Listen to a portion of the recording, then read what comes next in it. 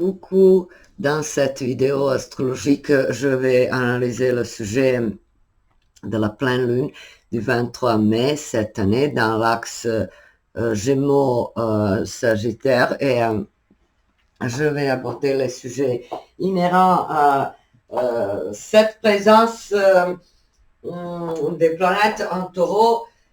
Donc on ne peut pas, disons, trop se détourner de cette ambiance toujours vénusienne, toujours taureau.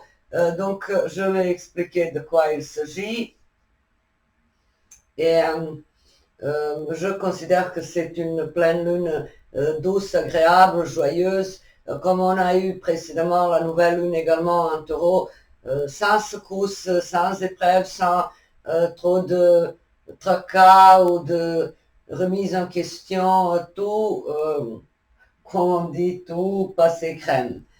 Et dans cette pleine lune du 23 mai, on va avoir Soleil donc en Gémeaux sur 2 degrés et la Lune sur 2 degrés Sagittaire. Mercure 10 degrés Taureau, Vénus 29 Taureau, Mars 11 Bélier, Jupiter 29 Taureau, Saturne 18 Poissons,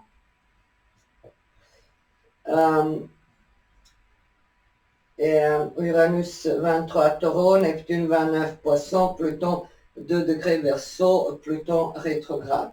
Donc, les aspects, il n'y a que des aspects positifs. C'est-à-dire, on a Vénus conjointe Jupiter et les deux sont en sextile à Neptune.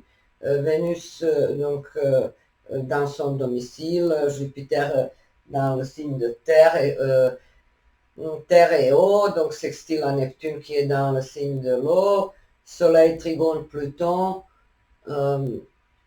Ça, c'est également de bon augure, ça symbolise le pouvoir de reconstruction, le pouvoir de repartir à zéro, de se reconstruire, de renaître de ses centres. Donc, tous les aspects positifs, Soleil, Pluton, ou Lune, Pluton même, c'est l'habileté à reconstruire notre psyché après les choses désagréables, tragiques et émouvantes.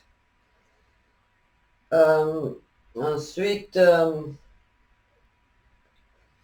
pour ce qui est des degrés anérétiques, donc 29 degrés de tous les signes est réputé porter un indice un peu maléfique, mais je ne l'interprète pas ainsi, je les considère en tant que fin, parce que le degré 29, après lequel suit donc le signe suivant, ce n'est pas quelque chose de difficile à gérer, c'est tout simplement la fin d'un processus. En l'occurrence, on a quelque chose qu'on a construit, qu'on a bien établi avec le signe du taureau, et maintenant c'est le moment de clôturer le dossier matériel, le dossier de l'ancrage, le dossier où on était préoccupé par tout ce qui nous nourrit, nous sécurise, et de voir un peu dans les choses intellectuelles, dans la communication, les échanges de l'ordre verbal, les rencontres avec les autres, la joie de partager, symbolisée par le signe suivant, c'est-à-dire les Gémeaux. Donc on est pendant cette pleine lune dans le bilan de ce qu'on a construit au niveau matériel. Et ce bilan est agréable, il me semble qu'on va être satisfait, content, épanoui, en se disant, tiens, j'ai réussi par exemple à décrocher un emploi qui me convient, j'ai réussi à régler les dettes, à rembourser tout ce que je devais faire, ou j'ai concrétisé l'union, ou j'ai des preuves que tel ou tel est devenu ou redevenu fidèle, loyal, etc. Donc on a une conclusion par rapport à ces choses concrètes et matérielles avec Vénus conjointe à Jupiter en taureau. Mars est donc en bélier. Mars est bien évidemment domicilié dans ce signe, ça veut dire qu'on est vraiment encore dans le mode action, entreprise, dynamisme, la soif de vivre, d'explorer les nouveautés, de se dépasser, de montrer un côté battant, combatif, déterminé. Et bien sûr, ce Mars peut manquer un peu de patience, de réflexion, donc c'est parfois une action vraiment aveuglée. Aller directement vers le but, sans trop se tourner autour pour examiner si c'est possible d'atteindre un objectif ou non. Donc, avec ce Mars en Bélier, on est brave, on est courageux, on est impatient, on peut manquer un peu de maturité, mais ça, c'est pas grave dans ce contexte où il y a des planètes en Taureau qui plus ou moins rééquilibrent ces données. Donc, dans cette absence d'aspect conflictuel, je déduis que notre attention sera focalisée sur, comme j'ai déjà évoqué, le bilan, la conclusion, les résultats. On va s'asseoir pour observer ce qu'on a acquis, ce qu'on a mis en place, ce qu'on a réalisé comme objectif. Donc, et maintenant, dans l'axe Gémeaux-Sagittaire, il faut équilibrer cette énergie intellectuelle, il faut équilibrer les échanges avec l'entourage proche symbolisé par les Gémeaux et les grands espaces, les cultures, les coutumes, les mœurs différents. Donc, tout ce qui est différent, étranger, c'est Sagittaire. Donc, équilibrer la façon de communiquer avec l'entourage proche et la façon de communiquer en mode abstrait, en mode d'idées philosophiques représentées par le Sagittaire, Jupiter et cette influence de la maison 9. Donc, j'en déduis que avec cette pleine lune, étant donné qu'il s'agit des signes complémentaires et l'axe des signes mutables, donc c'est très facile de s'adapter. Comment on communique et comment on veut transmettre ses idées, ses points de vue, sa vision de vie à quelqu'un représenté par les Gémeaux, donc une personne ou un groupe un peu immature, qui manque d'expérience, qui manque de vécu, et comment on présente ses idées à quelqu'un qui est déjà évolué, qui a une conscience, une maturité, donc ce qui est représenté par tout ce qui est représenté par le signe du Sagittaire. Et je déduis que forcément,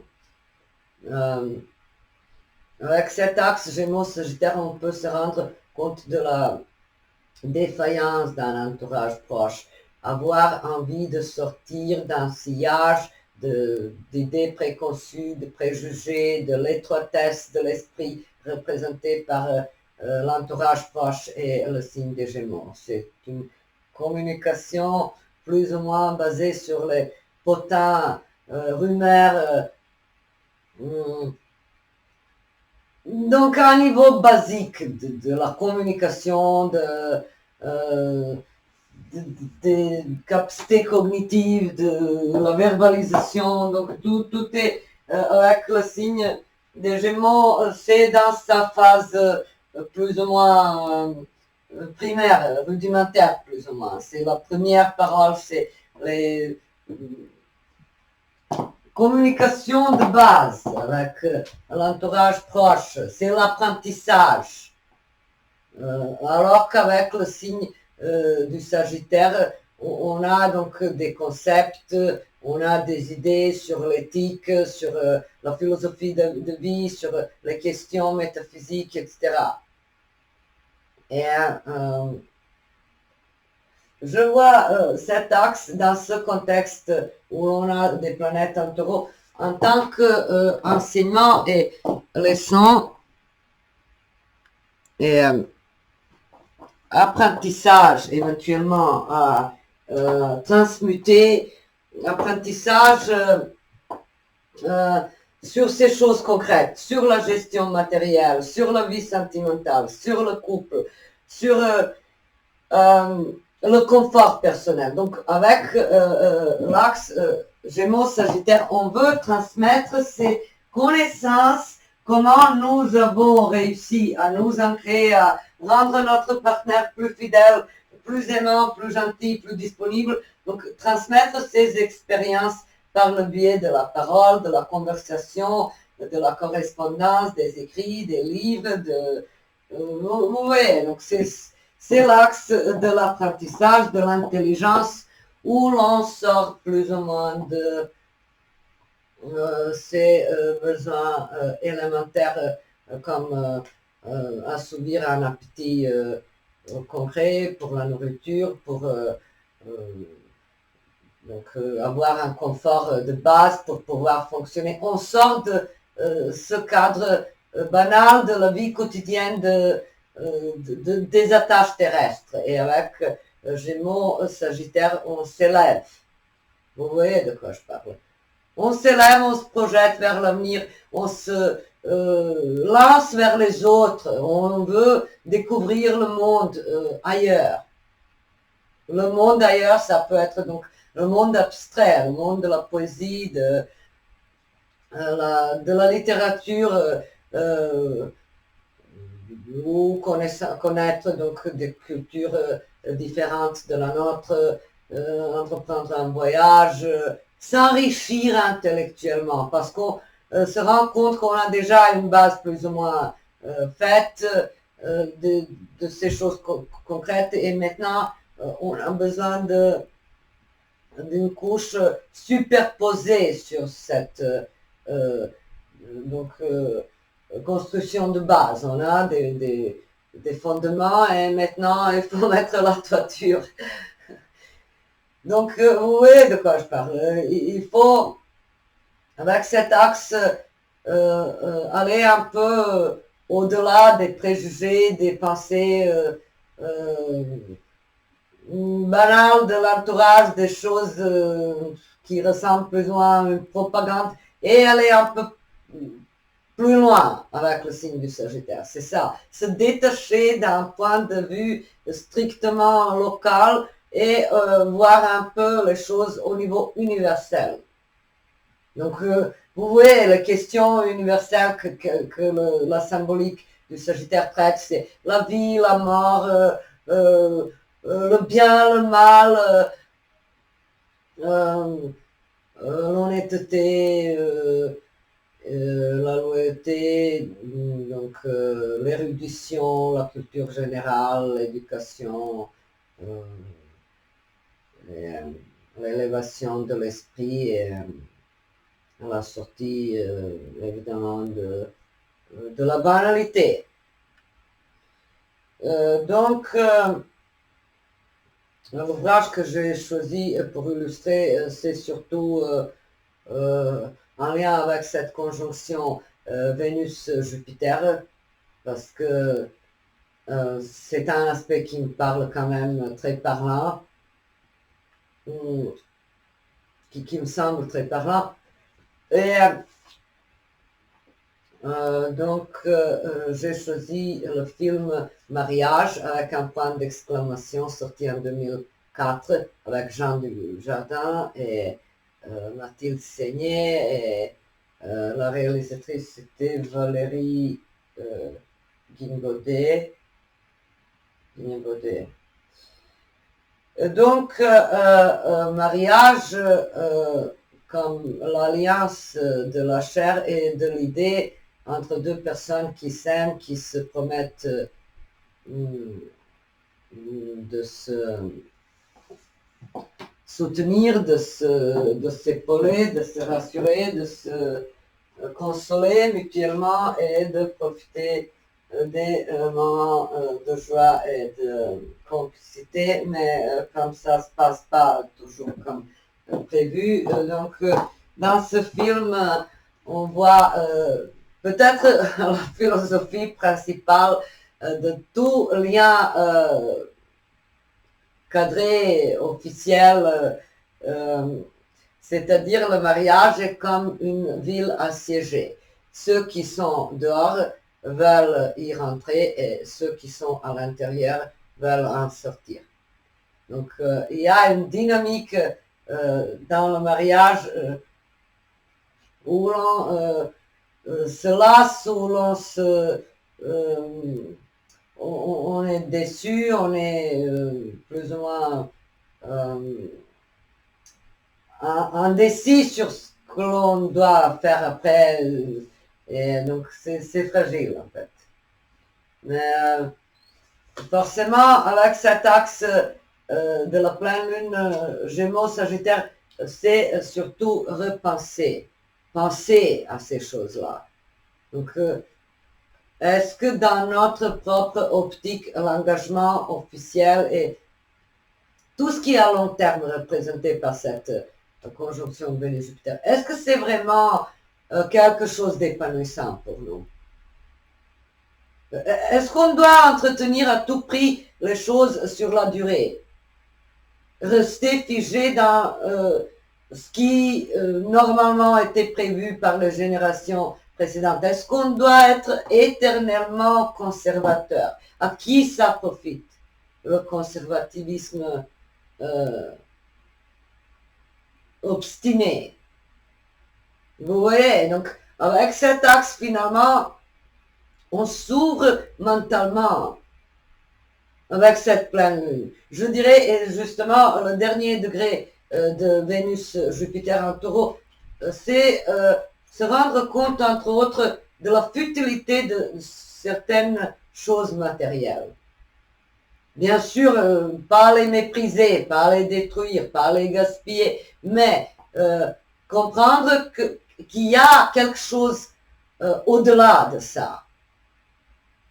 Et peut-être il y aura une coupure symbolique avec cette idée d'accumuler, de se sécuriser, d'économiser, d'épargner pour sécuriser les générations futures ou je ne sais pas qui. Vous voyez, c'est ça, sortir de ça, coquille figée de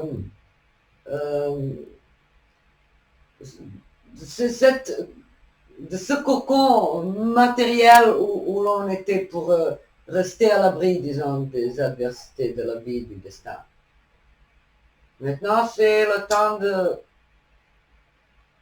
comprendre que tout excès, Vénus, Jupiter en taureau, ça pourrait donner les excès aussi. Donc, tout excès, que ce soit au niveau matériel ou intellectuel, cet excès ne contribue pas à notre bien-être. Cet excès ne contribue pas à notre sensation de confort et de paix. Donc, quand quelque chose est excessif, bien sûr, il faut le rendre plus gérable, le réduire à une mesure adaptée à nos besoins. Donc, je déduis que cette pleine lune est une période où l'on sera plus motivé intellectuellement à apprendre, voyager, découvrir de nouveaux horizons, élargir nos horizons culturels, mentaux, spirituels, et devenir plus souple par rapport aux idées et au système de pensée des autres. C'est ça aussi. Dans cet axe Gémeaux-Sagittaire, on apprend à maîtriser les différences. Donc les différences qui ne sont pas censées nous éloigner, mais nous rapprocher. Que ce soit au niveau de la vie privée, mariage, liaison, amour couple ou au niveau professionnel. Donc les différences devraient être un tremplin où chacun s'enrichit en regardant comment quelqu'un d'autre a résolu un problème, comment quelqu'un d'autre a traité un souci et comment il s'en est sorti. Ouais. Donc, j'en déduis que nous pourrions transmettre nos expériences quelconques, qu'elles soient positives ou marquantes ou éprouvantes, et les expériences qui nous ont marquées, donc sur les choses concrètes, les transmettre et les réfléchir donc là-dessus, réfléchir, nommer, verbaliser ces expériences et les partager avec quelqu'un d'autre ou d'autres acquis. Donc, disons, il faut laisser circuler cette énergie de partage, de complicité, de communication, et non se cloîtrer dans cette vision parfois trop étroite du signe du taureau. On en sort, finalement, on se sent un peu rafraîchi avec les énergies vénusiennes du printemps, du taureau. On a vu notre personnalité fleurir, on a vu cette abondance, cette création intérieure, ce pouvoir de régénération, de créativité, donc jaillir en nous, et maintenant on veut partager un peu avec les autres. Donc,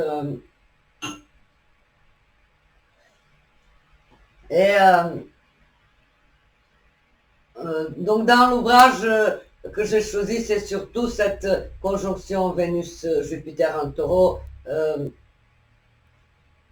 où on voit comment ça peut basculer le lien, disons, fidélité absolue jusqu'à ce que la mort ne nous sépare. Vous voyez, ça c'est un principe plus ou moins vénusien du taureau, quelque chose de figé, de fixe, alors que de nos jours, bien sûr, ça se décompose facilement, les mariages, il y a un divorce sur 3.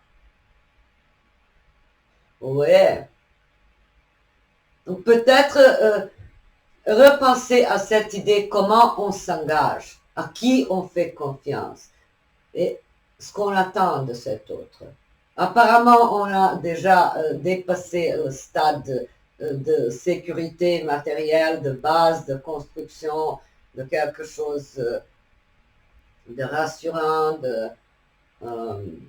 d'apaisant, et maintenant on veut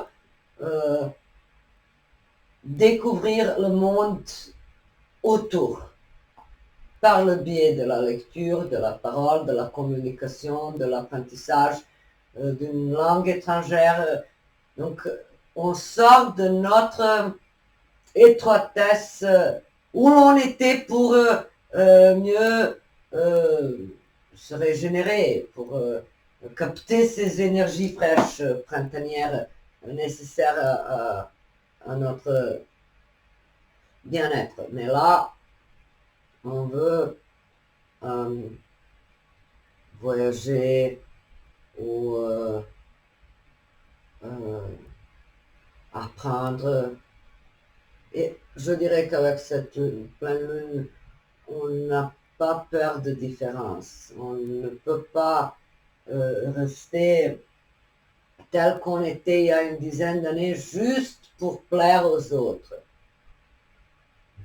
Une fois qu'on ne se complaît plus dans ce qu'on a été avant, c'est le temps de changer. Changer, donc n'importe quelle situation. Changer notre façon de gérer l'argent, les biens, changer notre mode de pensée, changer notre façon d'aborder les sujets importants. Ça aussi, c'est la symbolique de cette pleine lune dans l'axe Gémeaux-Sagittaire. Et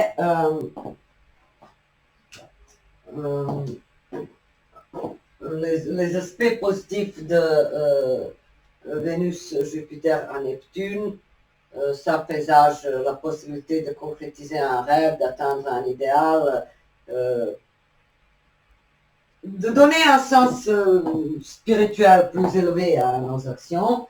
Et Soleil en trigone à Pluton, c'est la capacité à rebondir après les échecs, les traumatismes, les choses difficiles. Et Lune sextile à Pluton, le pouvoir de nos intuitions et le potentiel inconscient de se régénérer, la force de la vie qui émerge en dépit des obstacles différents. Ouais. Donc, une très belle période, comme j'ai déjà dit, c'est en quelque sorte la continuation de la nouvelle lune du 8 mai, où on était vraiment soulagé et on était en processus de quelques régénération, convalescence, rétablissement.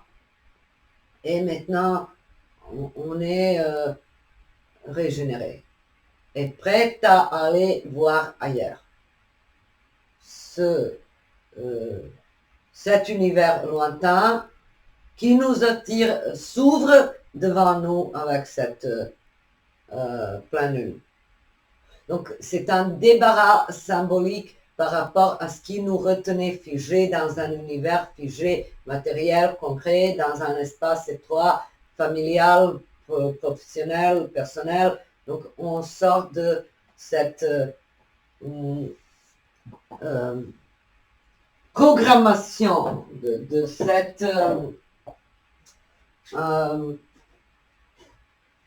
espace limitant, de ces idées trop étroites et trop limitantes, et on ose voir ailleurs, avec l'axe Gémeaux-Sagittaire, quelle que soit donc la place dans notre thème, les planètes et les maisons en Gémeaux-Sagittaire, c'est ailleurs. Apprendre comment fonctionne quelque chose de lointain, en dehors de nous.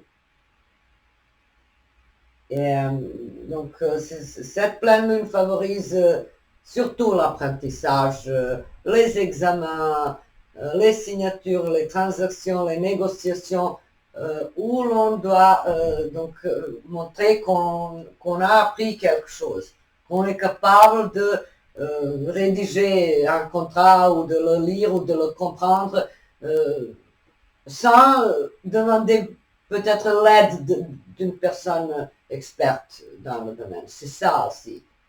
On va avoir un bilan de nos compétences intellectuelles et on va en être fier parce que tous les autres